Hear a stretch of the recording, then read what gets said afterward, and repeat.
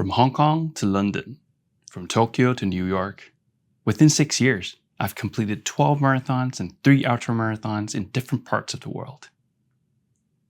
Running has become my unexpected passion, one that has taken me from personal goals to a better understanding of leadership. Running didn't come naturally to me. Despite being athletic in my youth, 6 years ago, there was this little voice whispering to me in my head, telling me that I had to do something. I had to change.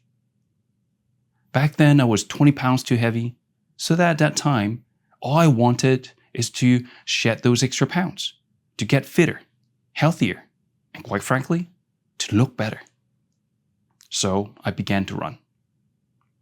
Every time I ran, I chased personal time goals. I was impatient with myself and driven to improve for no purpose other than to beat internal voice that challenged me to run faster. It wasn't long before I realized that no one was willing to run with me. My friends were intimidated because all of my conversations would revolve around what pace we were running, what race we were going after, and what time goals we chased. All I cared to talk about was how fast I could run that day. There was a lot of comparisons and unnecessary competitions that filled my conversations without me realizing it. If I were to be honest, deep down, what I wanted was to be faster than others. I desperately needed to prove that I was better than everyone else. But then, life is a way of teaching us lessons, even if we aren't looking for them. Just 3 months after I started running, something happened that changed how I run and how I live my life. On one fine morning, after a long run, I felt dizzy and nauseous. I collapsed on the ground. Fortunately, my wife was there and I was immediately taken to a hospital. Doctors said that I had acute myocarditis, basically a viral infection to my heart muscle. They said it was life-threatening enough that if I weren't being treated immediately, I wouldn't be here talking to you today. Well, I eventually fully recovered. That was when I realized that even my body couldn't deal with my own aggressiveness. Apart from wanting to lose weight and look better, I was chasing blindly after speed targets for no good reason other than to prove myself and to beat others. I lost sight of what was the most important and what should have been so obvious, which was that ultimately, what I really wanted was to be fit and healthy enough so that my wife and I could enjoy our lives together for many more years, so that we could still be adventurous, and that I could remain healthy and run around and play balls with my kids and even my grandkids. And I wanted to walk my daughter down the aisle at her wedding. Instead of working towards those goals, I was foolishly letting my pursuit of egotistic goals get in the way of what truly mattered. The wake-up call from a near-death experience made me realize that impatience and selfish goals hardly get you anywhere. It was a pivotal moment as I've completely changed my perspective on success, leadership, and my life. And today, I want to share with you the guiding principles of personal leadership, combining what I've learned from work and running that given me the superpower to become a better runner, a better leader, and simply a better person. What I've learned from many inspirational leaders at work is that despite their uniquenesses and strengths as leaders, there's one commonality. They all possess strong personal leadership. We call it lead within. Personal leadership, contrary to what the name suggests, focuses on how you bring out the best in the people around you. To lead within is about showing compassion, bringing courage, fostering inclusion and openness, and being humble and continuing growing. And these are my guiding principles in my pursuit of becoming a true leader. First, show compassion. When I focused on myself and chased egotistic goals, I drove people away from me. I came to learn that true leaders who attract and inspire people to follow them demonstrate commitment and generosity towards the people around them and towards their passion and beliefs. After my near-death incident, I've started to run without thinking of myself. I go out the door every day thinking of my purpose, which is to be able to spend more healthy years with my family. I've started to run with a broader purpose. I even dedicate my marathons to people around me. For example, I ran for my mom and my aunt who were diagnosed with cancer at the 2017 Paris Marathon. I ran for my dad, who was also diagnosed with cancer at the 2017 New York Marathon. And I ran for my aunt again at the 2018 Gold Coast Marathon, just before she lost her battle with cancer. Today, when I run with others, I would care more about their feelings and ask questions like, how are you feeling today? Do you feel like running at this pace? If not, we can just cruise. Showing compassion to people around me has allowed me to transform my leadership at work too. Instead of asking questions like, have you done this? When are you delivering that? Why are the numbers down? I've learned to start my conversations with, how are you feeling? What are your challenges? And how can I help? That shows deep caring and builds strong trust with the team. Second of my guiding principles, bring courage. A lot of people think of courage as an individual attribute. It's more than that. Courage is doing what is right for the people around you and for the community, while acting with humility, social responsibility, and high accountability. Even though running is such an individual sport, it needs the fuel from a community. And it is in a community a true leader brings courage. It takes courage to give a helping hand to others. It takes courage to pat others on the shoulders to show support. It takes courage to want others to succeed.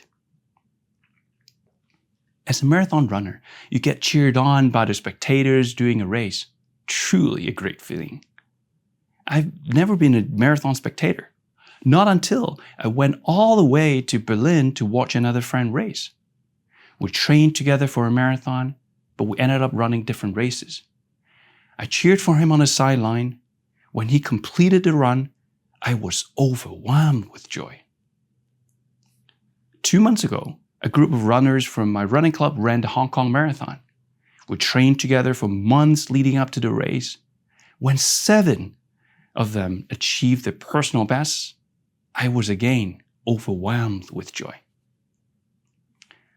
True leadership is not about the leader.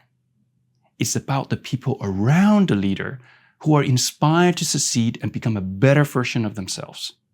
And that takes courage. Being selfless takes courage. How often do you see overwhelming joy at work? If you do, congratulations. How often do you feel overwhelming joy when you see others succeed at work? It might be rare, but if you do, you are a true leader. Many studies have shown that supportive teams would perform much better than those who have internal competitions. There is an old saying that if you want to go fast, go alone. If you want to go far, go together. And going together takes courage. Third of my guiding principle is to foster inclusion and openness. A true leader models inclusive behavior and supports system-wide practices to ensure that every person is respected and valued. When the global pandemic hit, the world came to a standstill. The city went into a lockdown. We struggled even just to go out and exercise. At first, it was just me and my brother going for a run at a park, but then we saw others doing the same. We noticed that running could help satisfy people's need for togetherness, community, encouragement, and motivation during a time when many have struggled. So we invited them to join us. It all started simple enough. An Instagram account and a post. From there, a few friends joined, More people joined the week after, and more the week after that. 1 year on, our community hasn't stopped growing. Today, we're over 200 strong, with runners from all age groups, abilities, and backgrounds. We have locals, we have expats, we have sub-3 marathoners and 6-hour marathoners, we have runners who have been running for over 10 years, and we have those who just started running. Support and inclusivity are the cornerstone of our running community. From the get-go, it was important for us to build a place where people could be themselves and run their own pace without intimidation, something I've learned early in my running journey. To foster this environment, we asked our runners to be very welcoming and inviting. We have different pace groups. Our finish line tradition leaves no one behind and run alone. We cheer each other on, challenge each other, and support each other. A culture where there's no judgment puts people at ease, so they can truly be themselves while achieving their goals. The last of my guiding principles is to be humble and continue to grow. Meanwhile, attain self-awareness, agility, and resilience. To be continually growing is a mindset. Self-awareness means understanding that we don't know it all, and there's always much to learn. We're learning organisms from the day we are born. Only with a growth mindset can we live each day with joy and excitement.